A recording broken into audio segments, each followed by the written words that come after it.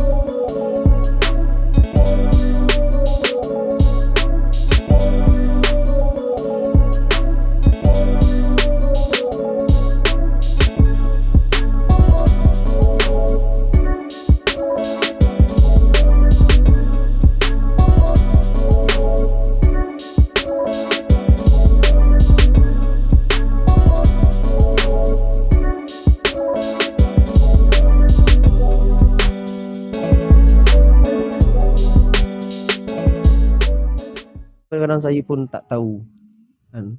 Rindu yang tidak berpenghujung ni dia susah sikit. Betul.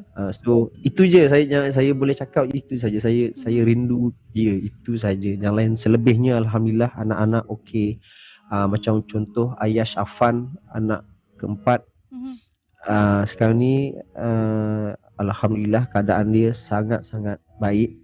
Dia berat dia daripada 1.6 dah pergi ke 2 kilo.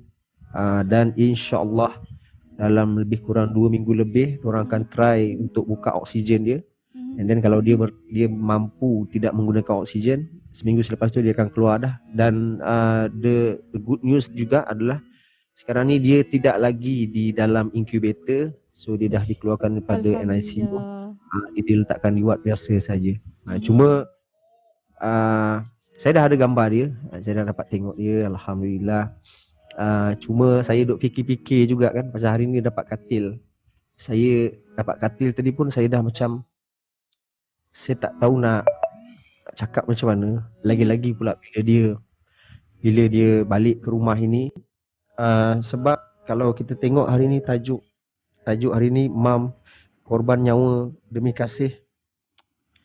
Saya boleh katakan yang arwah mengorbankan diri dia memang khas untuk saya dan keluarga. Sebab anak saya yang nombor 4 ni, yang namanya Ayash Afan, nama itu daripada dia. Sebab anak pertama dia bagi, lepas tu anak kedua saya, anak ketiga dia. So anak keempat saya cakap ini my turn, I yang kena bagi nama itu. So dia seboleh-bolehnya dia cakap no, this time I nak bagi nama ni untuk untuk you. Mula saya tak faham kan. Mhm. Dia nak sangat nama Ayash tu. Sampai saya cakap, mula-mula saya cakap nama tu tak sedap. Saya cakap, dia tak macam anak macam UWise kan. Saya cakap tak sedap lah. Dia cakap, tak apalah, you carilah nama lain. So saya cari-cari, saya tak jumpa nama. Lepas tu bila saya bagi tahu dia balik, kan dia cakap nama dia Ayash. Saya cakap, so tak apalah, tak payah tukar. Saya cakap nama dia Ayash juga. So nama dia bagi, dia melahirkan tanpa sedar. Dia tak sempat tengok, dia tak sempat pegang, dan dia memang nak bagi untuk saya dan family. So saya rasa bang, itulah yang saya kadang-kadang saya sedih sangat. Sebab dia letak nyawa dia digantikan dengan orang baru, tapi dia tak ada. Itu yang saya rasa macam, sebab saya tiga-tiga anak saya, Yuwais, Al-Qarni, Zakira, Talita, Zahra, Arik Matin, tiga-tiga tu saya duduk dalam labor room dengan dia. Saya teman dia without fail, tiga-tiga anak. Tiga-tiga anak Caesar. Bila time Caesar, saya akan pegang tangan dia, saya akan bercakap dengan dia. And then bila bayi dilahirkan, doktor akan tunjuk pada dia, pada saya. And then benda tu repeatedly 3 times. And then bila anak keempat, kita dah plan dah. Kita dah letak tarikh. Kita nak Caesar 30 hari bulan. Dan saya membayangkan yang saya akan buat benda yang sama. Tapi sayangnya dia tak jadi kan. Saya macam rasa macam, tapi itulah dia ketentuan dia. Saya redha. Itu je lah. Memang tajuk hari ni, korban nyawa demi kasih, itu memang sangat tepat untuk dia. Saya tak tahu lagi lah macam mana nak cakap pasal dia, sebab dia bukan pasal anak je.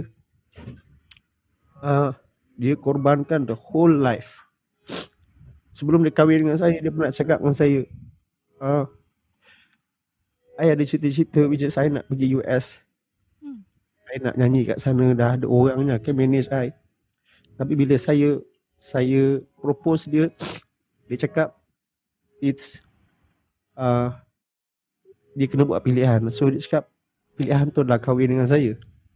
Dan dia tinggalkan benda tu, which is benda tu dia nak daripada kecil. Dia nak nyanyi dekat US, dia nak pergi international. Tapi dia choose untuk kahwin dengan saya, lalu hidup yang sangat susah. Kan? Tak hidup macam orang lain. Tapi dia ikut je. Dia ikut. Dia tak kisah dia naik kereta apa, dia kena buat apa. Dia meniaga pasar malam, duduk kat bazar. Dia bagi semua. Sampailah yang last sekali tu adalah untuk anak saya yang last. Tu dia. Saya dah agak dah. Saya minta maaf. Minta maaf sebab emosi sikit. Sebab entahlah, saya tak reti nak cakap lah. Sebab mula-mula saya ingatkan makin lama saya akan okey. Tapi sebenarnya makin lama rindu tu makin dahsyat pula. Itu je lah. Okay, ada apa lagi awak nak? Satu hari nanti Ayash akan bertanya dengan Syuib juga kan, apa yang jadi sebenarnya mayat ibunya. Itu akan terjadi. Tapi sebenarnya yang bermain di ingatan Syuib, bermain di ingatan anak-anak, apa antara pengorbanan ataupun kata-kata daripada arwah sendiri dalam bila berkeluarga ni. Sebab saya tengok hasil daripada apa yang saya tengok interview Sarah sebelum ni, semuanya meninggalkan kesan, semuanya memberi manfaat. Apa antara kata-kata yang betul-betul Syuib pegang sampai sekarang, teringat-ingat lagi? Sebab dia tu, Siti Sarah binti Raisuddin ni, dia memang, saya ni sangat-sangat bertuah bila saya dapat dia. Sebab saya kahwin, mas kahwin pun saya hutang. Saya tak mampu nak buatkan majlis reception pun dia boleh. Hanya ada majlis nikah. And then dia memang perangai dia macam tu. Bagi dia, duit is not everything. Dia ada satu benda tu, dia macam saya pernah bagi tahu sebelum ni, 10 tahun saya kahwin dengan dia tak pernah ambil tahu pun berapa duit yang saya pegang, berapa duit yang saya ada. Yang penting dia tahu saya bayar rumah, saya bayar kereta, semua komplit dah cukup. Dia memang macam tu. Dia terlalu pemurah. Dia kalau beli barang, dia takkan beli barang satu, dia akan beli barang adik-adik dia, kawan-kawan dia. Kalau pergi holiday, pergi 2 beg, saya akan balik dengan 7 beg. 5 beg tu bukan baju dia pun. Baju dia 3-4 helai je yang dia beli. And then selebihnya tu semua baju kawan-kawan dia. Dia akan belikan kawan dia 3-4 helai. Dulu saya rasa benda tu macam, cakap, what are you doing? Why you do it? Why you buat macam ni? Saya cakap no, I suka buat. Saya cakap, yang memang saya kalau nak kata dia, apa yang saya duk ingat pasal dia adalah dia korbankan diri dia. Itu yang saya paling ingat lah. Maksudnya dia tak kisah pun, walaupun dia tu sebenarnya adalah Siti Sarah binti Raisuddin. Saya rasa macam dulu masa saya mula-mula kahwin dengan dia, saya gap yang sangat-sangat jauh. Sebab dia dah lama jadi artis, and then dia nama dah besar. Tapi dia memang dia sanggup berkorban untuk orang lain. Itulah perangai dia. Dia memang suka macam tu. Macam Syuib kongsikan tadi, sebenarnya arwah sebenarnya boleh berada di pentas antarabangsa.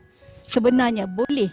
Tapi bila berkahwin dengan Syuib, dia meletakkan diri dia di dapur dan orang kata buat aktiviti-aktiviti sebagai seorang isteri, sebagai seorang ibu, dan memasak itu adalah perkara yang macam selain daripada menyanyi, saya rasa memasak pun adalah apa yang arwah suka juga kan. Jadi ada tak perubahan yang berlaku apabila dah tak ada aktiviti-aktiviti sebegitu? Mungkin Syuib boleh kongsikan lebih lagi lah.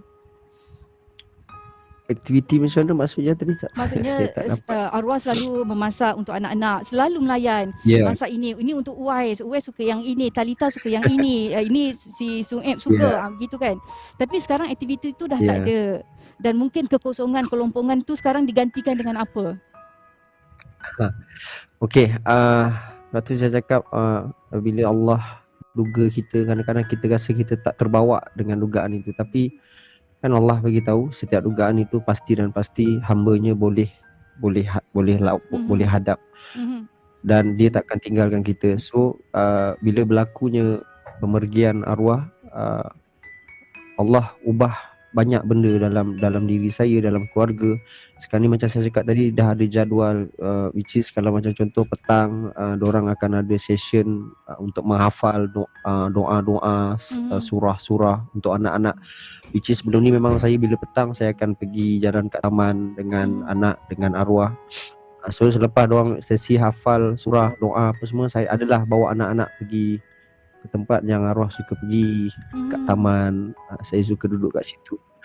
Just nak bawa budak-budak keluar je, ambil angin luar. Lepas tu kalau sebelah malamnya nanti kita akan sambung dengan bacaan Yasin, ada mengaji sikit, dan budak-budak belajar Iqra. Itulah aktiviti-aktiviti yang setakat ini saya boleh buat sebab duduk kat rumah. Tapi banyaknya ke arah situlah, sebab saya rasa memang tanggungjawab yang sangat besar untuk saya, untuk mendidik anak-anak saya untuk menjadi anak yang soleh dan solehah, sebab itu bekalan arwah yang ada sekarang ini. So saya tak nak mereka jadi anak yang bukan-bukan, sebab ini dia harta yang arwah ada dan saya ada. Sebab saya ni jahil, saya bukanlah orang baik, saya daif. Tapi semoga Allah terus bimbing hati saya, semoga saya terus istiqamah, boleh buat benda baik, boleh ajar benda-benda baik untuk anak-anak saya. Dan saya selalu tekankan kepada anak-anak saya, sebab anak-anak saya alhamdulillah diorang boleh terima tak adanya ibu itu. Saya selalu cakap you kena jadi macam ibu. Okay, you kena jadi macam ibu. Maksudnya ibu memang orang yang kalau nak cerita pengorbanan dia sangat luar biasa. Dia tak heran pun kadang-kadang kalau dia dalam handbag dia tak ada duit ke apa, dia tak pernah heran pun. Dia janji, dia tahu rumah dia semua benda tu settle. Kena jadi macam ibu. Dia sangat suka bersedekah, sampaikan bila arwah pergi tu memang sebenar-benarnya ada sedekah tahu. Which is saya sendiri terkejut, oh dekat sini dah ada orang WhatsApp saya, ada orang DM saya, dia pernah tolong itu, pernah tolong ini, which is saya pun memang tak tahu. So itu benda-benda yang saya cakap dengan anak saya, jadi orang baik, jangan heran sangat pasal duit. Fokuskan untuk akhirat, kena pandai mengaji. Lepas pandai mengaji, dah khatam Quran dah ada dalam dada, you nak jadi apa, you jadilah. Sebab anak saya tanya, why ibu jadi penyanyi? Dia cakap because ibu sangat suka menyanyi. Actually tempat ni ini the best Tempat place arwah kita menyanyi. orang. Ya, sinilah arwah menyanyi. Sinilah every time saya akan spend time dengan dia every day. Contoh daripada pukul 10 sampai pukul 12 kita akan duduk kat sini, kita akan record lagu. Ada beberapa lagu yang saya dah record, saya simpan dalam laptop. This is the best spot saya dengan dia lah. Ini kerusi ni memang kerusi dia. Kalau dia duduk sini, saya terpaksa cari kerusi lain. So itu yang saya tekankan anak-anak. Saya cakap hidup ni tak lama. Tengok ibu cakap, ibu Allah dah ambil. So ibu muda lagi, tapi Allah dah ambil. So maksudnya hidup ni hanyalah pinjaman semata-mata daripada Allah. So kita kena fokuskan lebih kepada sana. So kita kena jadi orang baik. Saya cakap itulah buat masa ni lah.